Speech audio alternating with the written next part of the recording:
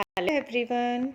Today we will read the poem The Shed and it is written by Frank Flynn. So, who is the poet?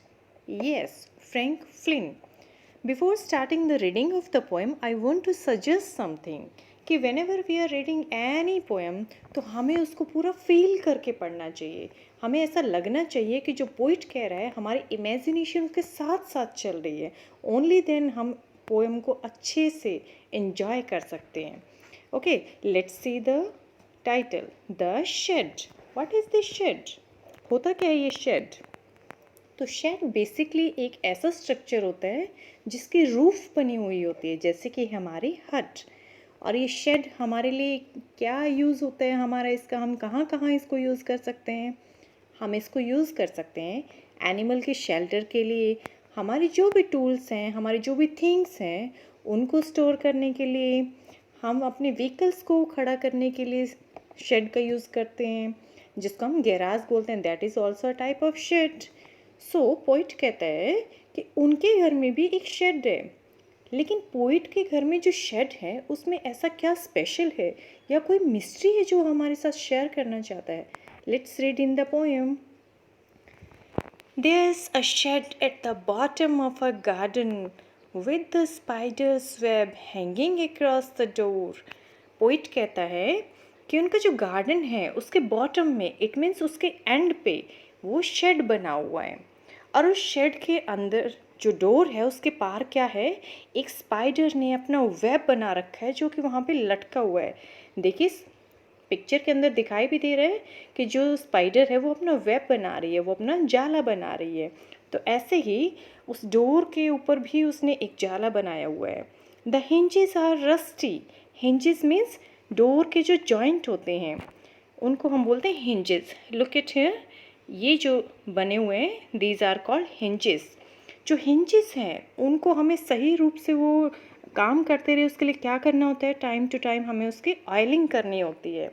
लेकिन जब हम oiling नहीं करते हैं तो क्या होता है, उसमें जंग लग जाता है.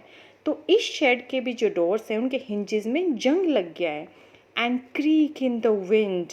और जब भी हवा वहाँ से आती है और जाती है तो वहाँ से एक अजीब सी साउंड निकलती रहती है, चर चर के sound. Creek means harsh sound जो हमारे कानों को अच्छी नहीं लगती है. When I am in bed, I lie and I listen.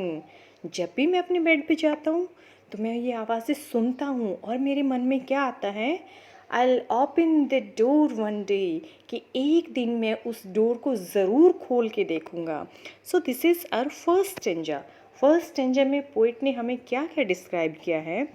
First तो उसका जो शेड है वो कहाँ पे है. सेकंड थिंग, उसने उसकी कंडीशन के बारे में हमें बताया कि कंडीशन उसकी कैसे हो गई है, काफ़ी ख़राब हालत में है वो. थर्ड थिंग, पोइट की वहाँ के जाने की जो विलिंगनेस है, पोइट वहाँ पे जाना चाहता है, ये चीज़ हमें शो की गई है. Let's read another stanza. Second stanza is there's a dusty old window around at the side with 3 cracked panes of glass. अब फिर कहता है सेकंड स्टेंजा में कि वहाँ पे जो शेड है उसकी विंडो है वो काफ़ी डस्टी हो गई है. इट मीन्स काफ़ी धूल मिट्टी उसके ऊपर जमा हो गई है, शायद काफ़ी समय से कोई डस्टिंग करने के लिए वहाँ पे नहीं गया है. और जो इसके पेन्स हैं पिक्चर में दिखाई दे रहा है जैसे इस विंडो के पेन्स टूटे हुए हैं. ऐसे ही जो शेड की है विंडो, उसके 3 पेन्स जो हैं वो क्रैक्ड हैं, इट मीन्स ब्रोकन हैं, टूटे हुए हैं. I often think there's someone staring at me each time that I pass. जब भी मैं उसके पास से गुज़रता हूँ तो मैं often मीन्स अक्सर अक्सर मैं ये सोचता हूँ कि कोई ना कोई वहाँ पे है उसके अंदर, उस शेड के अंदर, जो मुझे स्टेयरिंग कर रहा है. इट मीन्स जो मुझे घूर घूर के देख रहा है. तो इन लाइंस में पोइट का फियर शो किया गया है.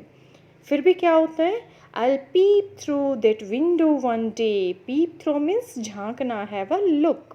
लेकिन फिर भी मैं एक ना एक दिन उस विंडो से ज़रूर झांक के देखूंगा अंदर के अंदर क्या है. सो सेकेंड स्टेंजा के अंदर जो पोइट है वो क्या डिस्क्राइब कर रहा है. फर्स्ट जो विंडो की कंडीशन है उसको डिस्क्राइब कर रहा है।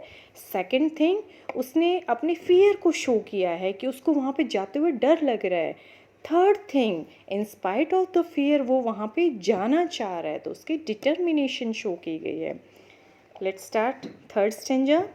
माई ब्रदर सेज, मेरा भाई ने मुझे बताता है क्या, there's a ghost in the shed, कि वहाँ शेड के अंदर एक घोस्ट है, वहाँ पे अंदर एक भूत है।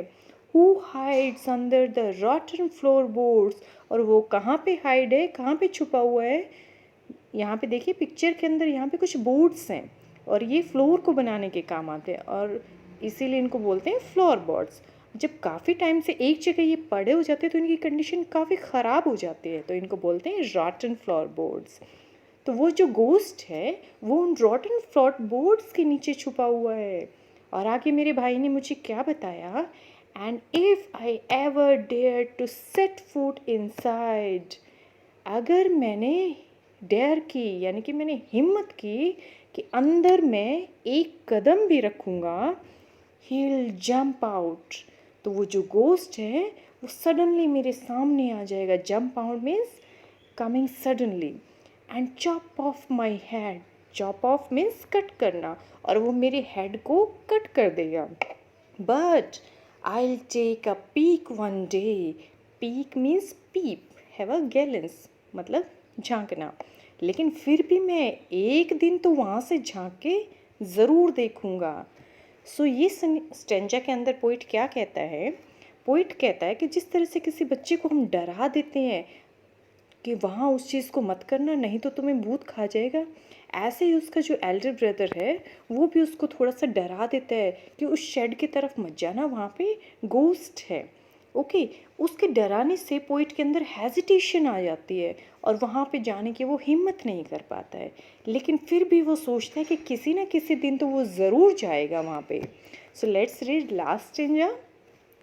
आई नो, मैं जानता हूँ, that there isn't really a ghost, कि वहाँ वास्तव में कोई गोस्ट नहीं है, वहाँ कोई भूत नहीं है। माई ब्रदर टेल्स लाइज, मेरा भाई झूठ बोलता है, किस लिए, to keep the shed for his den, den जो होती है वो एनिमल के, लायन की लगा लीजिए, लेकिन अपने डेन के अंदर लायन किसी और को नहीं आने देता है। वैसे ही जो पोइट है उसको ये लगता है कि उसका जो ब्रदर है उसकी वहाँ पे कुछ एक्टिविटीज़ चल रही हैं और इसलिए वो उस शेड को अपने लिए सेफ रखना चाहता है, वो नहीं चाहता कि पोइट वहाँ पे जाए। देयर इजंट एनी स्टेयरिंग और मेकिंग स्ट्रेंज नॉइजेज, मुझे ऐसा लगता है यानी कि पोइट को ऐसा लगता है कि वहाँ पे ऐसा कोई भी नहीं है जो उसको स्टेयर कर रहा हो, जो उसको घूर रहा हो और वहाँ से अजीब अजीब आवाज़ें निकाल रहा हो। And the spider has been gone from his web, और जो स्पाइडर है वो भी अपने वेब से अब जा चुकी है। Since I don't know when, लेकिन मुझे ये नहीं पता कि व्हेन कब गई वो, मतलब मुझे नहीं पता कि वो कब से वहाँ पे नहीं है। I'll go into that shed one day soon. Soon means जल्दी ही, जल्दी ही पोइट चाह रहा है कि मैं उस शेड के अंदर जाऊंगा, बट नॉट जस्ट येट, लेकिन अभी नहीं, मैं फ्यूचर में कभी वहाँ पे जाऊंगा। तो इस स्टेंजा के अंदर पोइट क्या कर रहा है, पोइट ने अपने फियर के ऊपर ओवरकम कर लिया है, इट मीन्स अपने फियर को काबू में कर लिया है, अपने आप को समझा लिया है कि वहाँ पे कोई घोस्ट नहीं, घोस्ट नाम की कोई चीज़ नहीं है, वो तो सिर्फ उसका ब्रदर जो है उससे झूठ बोल रहा है। वो डाउट कर रहा है अपने ब्रदर के ऊपर कि उसके शायद कोई और विलिंग है, इसीलिए वो अपने आप को जो है मतलब उस पोइट को वहाँ से जाने के लिए रोक रहा है। चलें, this was the poem for today, and जिन लोगों ने इसको बहुत अच्छे से दिल लगा के फील करके सुना है उनको ये बहुत अच्छे से समझ में भी आई है। तो इसी बात के लिए मेरे चैनल को लाइक करना, शेयर करना, सब्सक्राइब करना बिल्कुल नहीं भूलिएगा। Soon we will meet in the next video, till then good bye.